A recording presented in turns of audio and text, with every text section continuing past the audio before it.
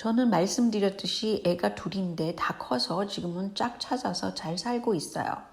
근데 걔네들을 키웠을 때 첫째 제가 생각하는 것은 중산층으로 키우겠다. 왜냐하면 오히려 저는 굉장히 그 상류층을 많이 압니다. 그런데 살아보니까 상류층이라고 행복하지가 않구나라는 걸 항상 느꼈거든요. 그래서 쓸데없이 왜 그렇게 거품 그런 치레를 하면서 살아야 되겠습니까? 그래서 애들한테는 조금은 중산층으로 희로애락을 경험 똑같이 합니다. 그리고 자기 스스로가 인생을 개척하는 힘, 그 힘을 길러주는 게 가장 중요하다고 저는 생각했어요. 때문에 아이들의 주관성, 그것을 그대로 묵묵하게 바라봐 주는 거, 말없이, 그게 이제 부모의 자세라고 저는 보고 있습니다. 그래야만 애들이 좀 더 자기 다움을 찾으면서 이제 힘든 것도 개척해가고, 그러니까 자기 말발이 좀 센 거죠. 저희 집은 애들이 막 말발이 셉니다. 그래서 제가 속으로는 기쁘게 생각해요. 그런 걸 보면서. 그리고 싸우지, 거기다 갈등을 일으킬 필요가 없죠. 애들은 굉장히 자기 주관이 확실하게 크고 있구나. 참 고마운 일이다. 뭐 이 정도로만 생각하고 있습니다. 그리고 제가 애들의 결혼 문제, 연애 문제 또는 자기가 생각하는 진로에 대해서 100% 저는 애들 주관을 그냥 따라했습니다. 그렇게 하기가 사실은 굉장히 힘들더라고요. 엄마 된 입장에서. 제가 관여를 하고 싶어 하죠. 그렇지만 그것을 참는 것이 결국은 애들을 굉장히 자유롭게 자기 생을 살 수 있도록, 그리고 무엇이 도덕적으로 옳은 것인가를 스스로 찾을 수 있도록 이렇게 자발적인 자립심이 커지는 거죠. 이것이 엄청 중요한 것입니다. 엄마야 없어질 수 있잖아요. 그렇지만 애는 자기 생을 살아갈 때 얼마나 자기 자존심, 자기 그 선택력, 그런 것이 중요합니까? 그래서 저는 엄치나 엄친딸 이런 거 없습니다. 저희 집에는. 그리고 제가 생각하는 그런 인생을 살아가는 인생관, 그것이 비록 아이들의 인생관과 다릅니다. 저희는. 그렇지만 서로 존중해 가면서 살아가는 것, 그것이 중요하다고 생각해요. 그래서 뭐 저 자체가 체면 같은 거 별로 없고요. 새로운 거 보면 그거를 사겠다. 한국에 가보니까 무슨 영국제 무슨 그 뭐죠? 식기들을 집집마다 갖고 있더라고요. 그게 꽤 비싼데. 근데 여기 캐나다에 오셔서 또 그걸 한동안 막 사들이고 가는 사람도 있었어요. 근데 제가 그걸 보고 참 이런 경향을 어떻게 분석해 볼까. 저는 분석가이기 때문에 그렇게 생각이 났어요. 그리고 뭐 저는 그런 걸 살 생각도 물론 안 하지만 그 체면이기 때문에 세계에서 최고로 좋다고 하는 그런 것을 갖고 싶어 하고, 새 것이 나왔다. 그럼 그것을 또 갖고 싶어 하고, 아이들이나 뭐 남편감 이런 사람들에 대해서도 최고를 지향한다는 거예요. 이 세상에 최고만 있으면 그게 얼마나 그 사회가 불행합니까? 재미가 없잖아요. 근데 아무튼 한국의 문제를 아무튼 이 영국 사람인데 다니엘이 너무 잘 파악을 했어요. 그리고 또 하나 파악한 게 있는데 저한테 너무 다가왔습니다. 분단 현실이 있는데 이 모든 것을 분단 현실에서 갈등을 일으킨다는 거예요. 이게 얼마나 한국의 에너지 손실입니까? 아니, 분단 현실 자체를 가지고 해결할 방법을 자꾸 찾아야지. 그것을 가지고 정치적 갈등을 일으켜가지고 내 쪽은 옳고 니네는 틀렸어. 이런 식으로 갈등 국면으로 간다는 거예요. 그렇기 때문에 이해와 화합이 훨씬 어렵다는 거죠. 저는 분단 현실에 대해서 뭐 평화롭게 가자 이런 게 아닙니다. 분단 때문에 갖고 있는 한국 사람들의 갈등, 그것을 줄이기 위해서 분단은 없애야 된다고 생각해요. 그래서 이 다니엘이 뭐라 그랬냐. 다른 선진국에서는 좌파 우파라는 것은 세금 문제, 복지 문제, 뭐 그런 것들이 있죠. 기본소득 문제, 기초 연금이라고 그래야 되나요? 미니멈 페이, 그러니까 기본 그 미니멈 페이를 뭐라고 그러는지 모르겠네. 그 시간당 최소 임금, 그거에 대해서 사람들이 이제 막 얘기를 한다는 거죠. 그래서 상대적으로 평범한 경제 문제 가지고 갈등을 하고 그러는데, 한국적인 상황은 그냥 분단을 가지고 정치적으로 이용하는 겁니다. 결국은 이해와 화합을 우파가 집권을 해도 이거 문제가 되는 거고, 좌파가 집권을 해도 문제가 되는 겁니다. 그냥 갈등하는 거예요. 이게 얼마나 국가적인 손실입니까? 이렇게 두고 보고 싶어하는 주변국이 꽤 있을걸요. 저는 이것 때문에라도 분단 현실 자체를 반대하는 입장입니다. 얘기가 또 15분을 넘겨서 조금 계속해서 2개로 올려야 되겠는데 말이죠. 또 하나의 문제는 이 외국인들이 현재 한국에 와서 일으키는 여러 가지 문제들, 그 문제에 대해서 국가적인 손실이에요. 그거를 해결하는 데 있어서 굉장히 비용이 많이 든다는 것이죠. 실질적으로 한국은 인구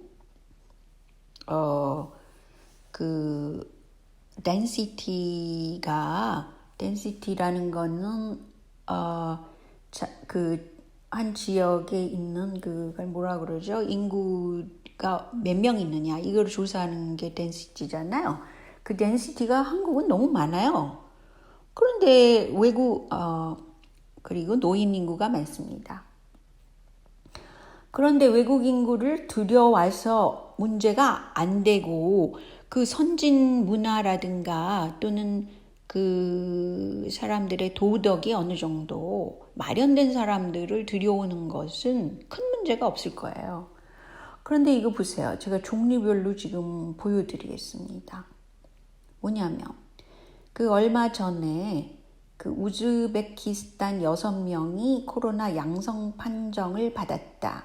그런데 이거는 무슨 공원에서 열린 이슬람 종교 행사다. 이때의 그 성지순례, 이슬람 최대 명절 행사였다. 여기는 300명, 소련 출신의 300명이 참석했고, 또한 아랍권 그 이슬람 사람들이 참석을 했다는 거예요. 그런데 이제 이 사람들이 마스크도 착용하고 방명록도 사인하고 뭐 이랬다는 겁니다. 그런데 제가 알기로는 이 뉴스에는 나오지 않았는데, 음식 뭐냐면요, 이분 중에서 몇 명이 무슨 목욕탕에 잠시 갔었다는 얘기가 있는데, 이 뉴스에는 나오지 않네요. 근데 어쨌든 음식을 먹는 과정에서 마스크를 벗죠. 때문에 이것은 공기 전염에서 감염될 수 있는 겁니다. 그래서 드디어는 감염이 됐다고 그래요. 몇 명이 지금 감염이 된 상태였다고 그럽니다. 그런데 말이죠. 이런 행사를 하게 된 것은 청주에 있는 이슬람 문화센터라는 것이 있는데, 이 센터를 맨 처음에 레바논 출신 비교적 젊은 사람이 2016년에 만들었고, 이 레바논 출신 사람은 중국의 한 대학원에 다닌다고 그럽니다. 여기에 문제가 좀 있죠. 이런 식으로 계속 한다는 것은 결국 뭐겠습니까? 또 하나의 문제. 내연관계에 있던 동포 여성을 살해한 후 시신을 훼손한 중국 국적의 유동수 씨가 있는데, 이 경우 이제 한국 조선족인데 한국에 와서 이렇게 살다가 보면 서로 내연관계를 맺게 되는 것 같아요. 중국에는 각자 배우자가 있고 뭐 이런 상태라고 그럽니다. 근데 제가 여기서 관심을 갖게 되는 것은 이분들이 남자는 유 씨가 일용직으로 들어와서 이제 한국에 있었다는 거예요. 그런데 이제 내연 관계라는 건 사랑 관계이기 때문에 여자가 이제 헤어져 가지고 다른 남성을 만났는데 이것에 격분해서 범행을 저지른 겁니다. 여기서 격분했다는 겁니다. 근데 아시아 문화권은 뭐냐면 그 남녀 관계에 있어서도 쿨하게 헤어지고 그런 것이 굉장히 드뭅니다. 왜냐하면 그 남자가 여성을 볼 때 쟤는 내 거라는 인식이 굉장히 강하죠. 그래서 배신을 했다, 뭐 배신을 때렸다 이런 말들을 하잖아요. 그러니까 남자가 격분을 하기가 쉬워요. 그래서 여기서 뭐 죽임을 당하고 죽이고 이런 사례가 일어나는 겁니다. 이런 것은 문화적인 거예요. 때문에 그 헤어진 A씨는 A씨 나름대로 자신의 길을 갈 수 있는 어떤 존재잖아요. 그런데 그것을 용서를 안 하는 거죠. 이때에 여기서 아시아 문화권의 남녀에 대한 문화가 나오는데 특히 일용직으로 일을 하기 때문에 어떤 그 격분한 상태를 자기가 이성적으로 해결할 능력이 부족한 분이라고 볼 수 있습니다.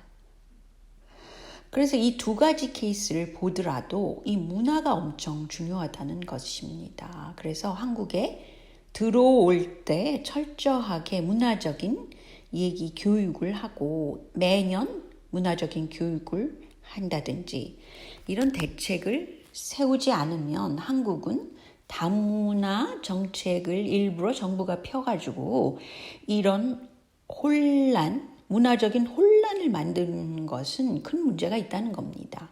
이것은 우파다 좌파다 이런 문제가 아니죠. 앞으로 우파 정부가 쥐더라도 이건 큰 문제가 되는 겁니다. 박근혜 때 그 필리핀계의 어떤 여성을 국회의원으로 만든 적이 있어요. 근데 그것은 하나의 본보기였습니다. 세계화 세력의 다민족, 다문화 정책이죠.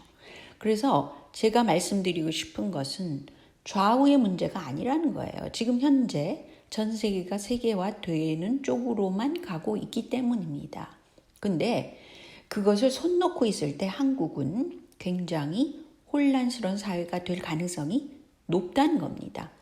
한국 사회의 장점은 무엇보다도 거기 사는 분들의 도덕적인 그 수준이 높은 편이라서 그래도 거리에서 난투극을 벌이거나 그리고 누구를 죽이는데 그것에 대해서 많은 사람들이 이상하게 생각하잖아요. 그거는 진짜 큰 사회적인 문제이죠. 그리고 이것은 비단 종교적인 문제뿐 아니라 문화적인 차이 때문에 한국 사회의 사회적 비용이 높아간다는 거예요. 그런데 그것을 손 놓고 있을 수가 없는 거죠. 이것은 좌우의 문제가 아닌 것입니다. 여기 또 하나의 기사를 보면은 키르기스탄 국적과 카자흐스탄 국적의 난투극을 벌였다고 그러는데요. 사용한 도구가 야구방망이, 골프채, 쇠, 강목 이런 것들이랍니다. 게다가 60명이 얽혀가지고 A그룹, B그룹이 서로 난투극을 했을 때 경찰이 얼만큼 그 사람들을 분리하고 해결을 하겠습니까? 그럼 결국은 패싸움인데 이렇게 도시 한가운데서 패싸움을 벌인다. 이게 큰 문제죠. 깡패라는 거잖아요. 그런데 지역별로 나눠서 이렇게 몇십 명이 한꺼번에 돌아다니면서 하는 조직 폭력배 같은 거죠. 근데 이들을 보니까요. 본국에서도 과거에 폭력 전과가 있는 사람들도 있고 7, 8명은 한국 내 체류 기간이 1, 2년 정도로 단기입니다.